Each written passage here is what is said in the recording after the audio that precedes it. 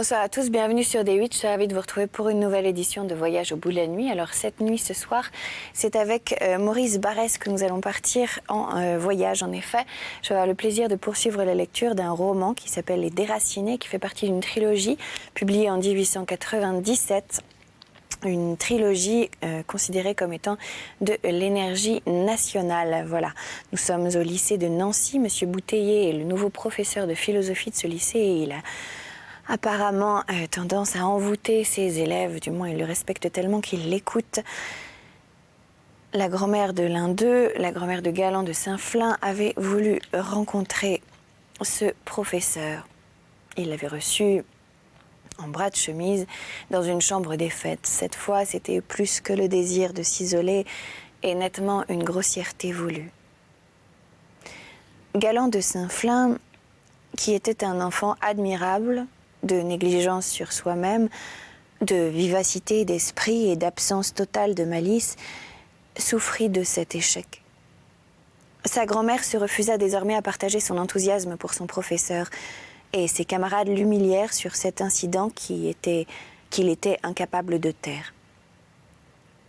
Il souffrait d'un léger désordre nerveux qui montait passagèrement au degré de la passion, les mouvements successifs de son âme tendre, noble et incertaine. Agité d'un besoin d'épanchement affectueux, il cherchait la popularité, la chaude sympathie de tous. Or, il était indifférent.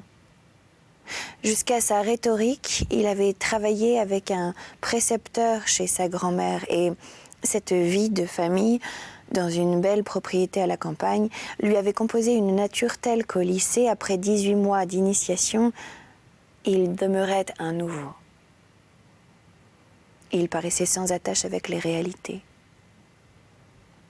C'est qu'elle n'était pas pour lui dans les usages et dans les règles du lycée, mais dans l'amour de sa famille et dans les longues promenades forestières de l'Argonne. Incapable d'observer les distances convenues entre professeurs et élèves, il faisait la joie de la classe par ses discours et objections sur les matières du cours. Quand M. Bouteiller avait lu l'hymne à la terre, dit « Je suis content ». Quand M. Bouteiller, ayant lu l'hymne à la terre, dit « Je suis content de vous avoir révélé une des pièces les plus profondes du poète philosophe », Galland de Saint-Flin lui répondit vivement « Je la connaissais, je l'ai entendue de nouveau avec plaisir, mais c'est une vision astronomique et préhistorique. À la campagne, je comprenais mieux les géorgiques. » De telles réflexions, où l'on sent influence d'un ecclésiastique médiocre et cultivé, mais enfin intéressante, déplaisaient à M. Bouteiller parce qu'en troublant de rire la classe, elle déplaçait les effets et dérangeait sa mise en scène. Et puis, il n'aimait pas Galland de Saint-Flin. Ces enfants réunis de tous les points de la Lorraine avaient, dans toute son âpreté, le magnifique sentiment égalitaire du paysan français. Ils découvrirent aussitôt que M. Bouteiller avait pris ce ton avec la grand-mère de leurs camarades parce que les Saint-Flin étaient des ennemis de la République. Le retentissement fut immense. Hors de la classe de philosophie dans tout, le lycée subitement informé. L'université est un puissant instrument d'État pour former des cerveaux. Elle a enseigné le dévouement à l'Empire, aux Bourbons légitimes, à la famille d'Orléans, à Napoléon III. Elle enseigne en 1879-1880 les gloires de la Révolution. À toutes les époques, elle eut pour tâche de décorer l'ordre établi. On peut se croire à 17 ans révolté contre ses maîtres. On n'échappe pas à la vision qu'il nous propose des hommes et des circonstances. Notre imagination qu'ils nourrissent s'adapte au système qui les subventionne. Dans les lycées, on est républicain, dans les établissements religieux, réactionnaire et clérical. Georges Suret-Lefort, qui sortait d'un collège de prêtres, n'aimait pas la République.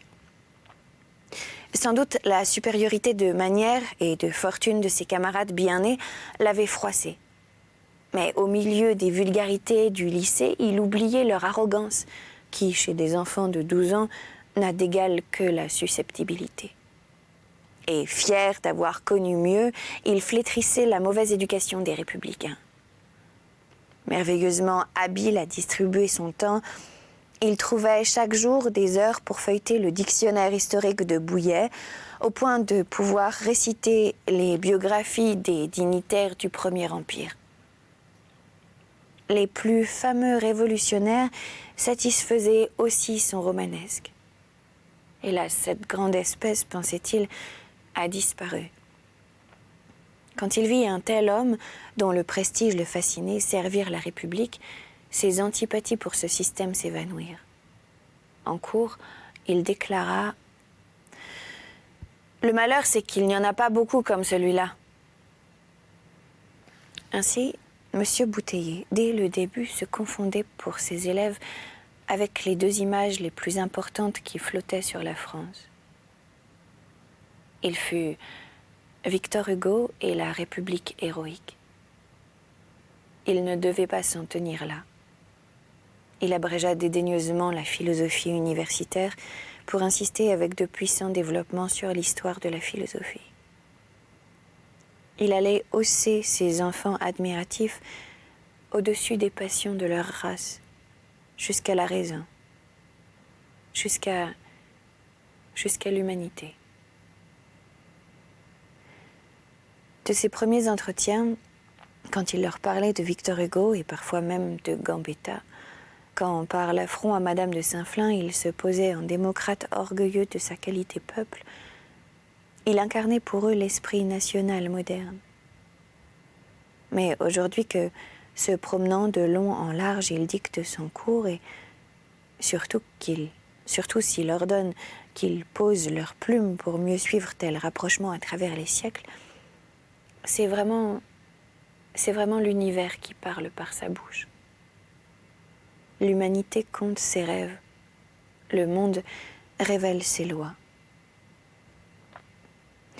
Depuis 1870, une caractéristique des jeunes gens, c'est qu'ils font de médiocres rhétoriques et d'excellentes philosophies. Pendant quelques années, l'humanité dans un pays montre avec surabondance une aptitude qui disparaîtra presque de la période suivante. Nés pour s'émouvoir des problèmes philosophiques, ces pauvres êtres entravés sur les bancs de la classe tandis que la beauté se révélait à eux, puis en études sous les lampes qui leur chauffaient le crâne, relisant leurs notes, puis au dortoir, maintenus en veille par une fièvre d'imagination parmi les souffles réguliers des rhétoriciens et des scientifiques, connurent ces incomparables exaltations qui deviennent, passé 30 ans, le privilège de quelque nature royale. À la fin de novembre, quand il commença de leur expliquer les vieux penseurs de Ioni et qu'il voulut retrouver chez eux les conceptions les plus modernes de la science, quand sa voix grave montra comment la doctrine orientale des épurations et des métempsychoses enseignée dans les temples et les grandes écoles de la Grèce est confirmée par les théories modernes qui rattachent la destinée humaine aux métamorphoses de la nature et aux lois de la vie universelle, ces graves problèmes se reculent au fond des siècles, cette certitude créée par la concordance des religions du passé avec les académies de Berlin et de Paris enivrèrent ces enfants d'une poésie qui ressemblait à de l'épouvante. Plus de salles d'études pour écoliers, plus de préaux pour camarades, mais d'immenses horizons imprévus et mouvants. Des phrases se détachaient du cours avec la force d'un thème musical qui leur faisait sensible la loi des choses. Et cette loi variait chaque semaine selon le philosophe de la leçon. Ils devenaient éperdus devant la multiplicité, la splendeur et la contradiction des systèmes. Monsieur Bouteiller se hâta de les fixer. Kantien déterminé, il leur donna la vérité d'après son maître. Le monde n'est qu'une cire à laquelle notre esprit, comme un cachet, impose son empreinte. Notre esprit perçoit le monde sous les catégories d'espace, de temps, de causalité.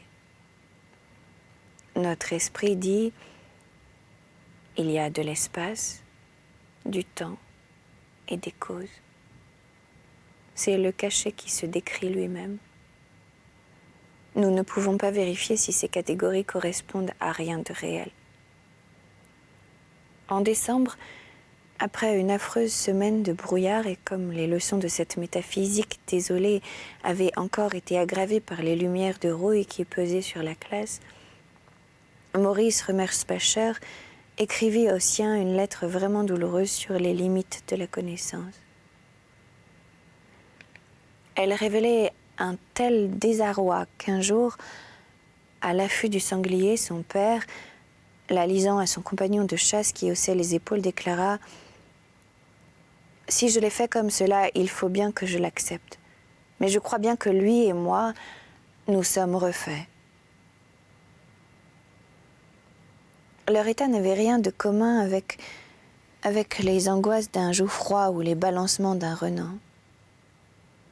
La grande affaire pour les générations précédentes fut le passage de l'absolu au relatif. Il s'agit aujourd'hui de passer des certitudes à la négation sans y perdre toute valeur morale. Soudain, un homme d'une grande éloquence communiquait à ces jeunes garçons le plus aigu sentiment du néant, d'où l'on ne peut se dégager au cours de la vie qu'en s'interdisant d'y songer et par la multitude de petits soucis d'une action. Dans l'âge où il serait bon d'adopter les raisons d'agir les plus simples et les plus nettes, il leur proposait toutes les antinomies, toutes les insurmontables difficultés reconnues par une longue suite d'esprits infiniment subtils qui, voulant atteindre une certitude, ne découvrirent partout que le cercle de leurs épaisses ténèbres. Ces lointains parfums orientaux de la mort, filtrés par le réseau des penseurs allemands, ne vont-ils pas troubler ces novices? La dose trop forte pourrait jeter chacun d'eux dans une affirmation désespérée de soi-même. Il se composerait une sorte de nihilisme cruel. Monsieur Bouteiller, après une étape de scepticisme absolu, et sitôt les vacances du Nouvel An passé, croyait bien avec Kant et par l'appel au cœur reconstituer à ses élèves la catégorie de la moralité et un ensemble de certitudes. Ils ne le suivirent pas. C'est que la force vive de la puberté s'amassait dans leur sang. Les plus banales mélancolies ont une puissance infinie dans les jeunes poitrines qu'elles emplissent. En vain, le 8 janvier 1880, il se surpassa en dignité et, comme on dit des prédicateurs, en pectus pour leur commenter la page sublime. Deux choses comblent l'âme d'une admiration et d'un respect toujours renaissants, et qui s'accroissent à mesure que la pensée y revient plus souvent et s'y applique davantage. Le ciel étoilé au-dessus de nous, la loi morale au-dedans. Ce n'est pas la loi morale qu'éveille le ciel étoilé dans la conscience de Françoise Turel. Non, au dortoir, couché auprès d'une fenêtre jusqu'à ce que le sommeil apaisât le tumulte de ses sensations, il s'attachait de toute son âme à la plus brillante des clartés célestes et, sachant par la biographie de Napoléon que les ambitieux ont leur étoile, et aussi les amoureux et aussi les grands poètes, il pleurait par crainte de vivre sans génie et cherchait à surprendre aux constellations les secrets de gloire et d'amour. Ce qu'il adressait aux profondeurs du ciel, c'était le cri des jeunes âmes exaltées. Trouverai-je mon objet dans la vie? Mais il le formulait ainsi, égalerai-je jamais en génie Bouteiller? Au matin, avec ses deux beaux yeux largement cernés, par l'ardeur de ses rêves, il était plaisanté par ses pauvres camarades qui tous au lycée avaient reçu le ton obscène de la caserne, et lui-même l'adoptait déjà gâté de grossièreté.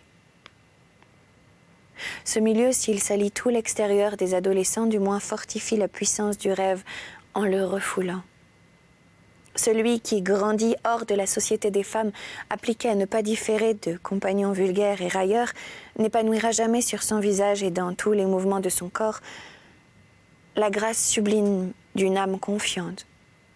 Mais ces jouissances intimes qu'il ne pourra partager avec personne y gagneront en âpreté. De l'ambition mêlée à la mélancolie romanesque, voilà ce que l'on retrouve au cours de ce siècle, chez les milliers de jeunes gens, les Julien Sorel, les Rubempré, les Amaury, pour qui les conquêtes de la bourgeoisie ont rompu les frontières sociales et ouvert tous les possibles. Monsieur Bouteiller, qui croit soumettre ses élèves à la notion du devoir, ne fait que les jeter plus ardents dans la voie commune aux jeunes Français modernes. Et leur lecture aussi les exalte sans plus leur fournir de sentiment social. Dans chaque quartier du lycée se trouve une petite bibliothèque composée d'après l'âge des élèves. L'apprenti philosophe y connaît à travers de faibles contradicteurs les grands esprits libres. Malmené, parfois injurié par les éditeurs universitaires, il se présente à l'enfant comme des révoltés, des proscrits. Par là, son imagination, qu'ils auraient bien su ébranler, est plus fortement séduite. Il les lit sous la flamme du gaz dans un lieu infecté par tant de malaise, d'irritation et de grossièreté. Son sang en est brûlé. Sous leur poids, son âme prend une pente selon laquelle dorénavant coulera tout ce qu'elle recevra de la vie. Le grand air, les horizons libres, la douceur d'une jeunesse passée dans une harmonie d'intérêt naturel et d'affection donneraient à de tels livres un sens qu'ils n'ont pas dans les cellules d'un lycée. Et Rousseau, qui fait aimer et donne le sens de la fraternité, si tu le lis dans un verger, les tourmentés de sensualité et de sauvagerie mélancolique, tumultueux petit livre lu secrètement aux lueurs tard prolongées d'un jour de juin, splendide, mais trop lourd pour le prisonnier. Du professeur ou du livre, nous recueillerons seulement ce que notre instinct reconnaît comme sien et nous interpréterons avec une étrange indépendance. Alors que le maître réfute, souvent ses indignations tombent lourdement aux pieds de sa chair. Et la doctrine qu'il pense avoir détruite, il l'a propulsée dans des êtres avides qui, dès lors, en seront animés. Les mouvements si violents de ces jeunes âmes ne se traduisent pas encore en action. Monsieur Bouteiller, qui leur parle, avec une insistance éloquente, de cette idée supérieure du devoir qui gît dans chaque conscience et qui prouve l'existence de Dieu, jamais ne se penche pour écouter leurs murmures intérieurs. Nul doute qu'il eût été stupéfait de constater les prolongements de sa parole dans ces jeunes cerveaux. Mais voilà un des aspects les plus intéressants de l'œuvre de Monsieur Bouteiller au lycée de Nancy. Il fait avec ampleur son geste de semeur et ignore absolument ce que devient la graine. Pour qu'il prévît sa moisson, il eût fallu qu'il connût son terrain. C'est une étude qu'il dédaigne.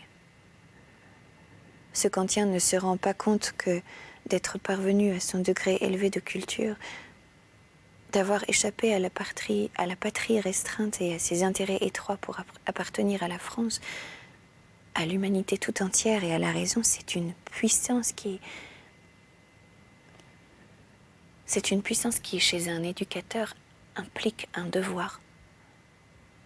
Le devoir est la puissance de comprendre toutes les conditions de l'existence, qui sont diverses suivant les milieux. Chaque individu est constitué par des réalités qu'il n'y a pas à contredire.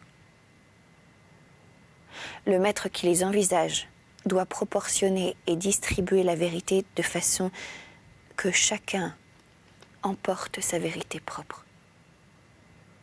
Voilà, c'est là-dessus que nous allons nous arrêter sur cette conception de l'éducation très juste selon Maurice Barrès. Je suis ravie d'avoir passé ce moment littéraire avec vous. Je vous invite à nous retrouver sur les réseaux sociaux, #VBN. Et quant à moi, je vous dis à très bientôt sur notre chaîne pour de nouvelles aventures littéraires. Passez une excellente journée si vous vous réveillez et une très bonne nuit si vous vous couchez. Salut!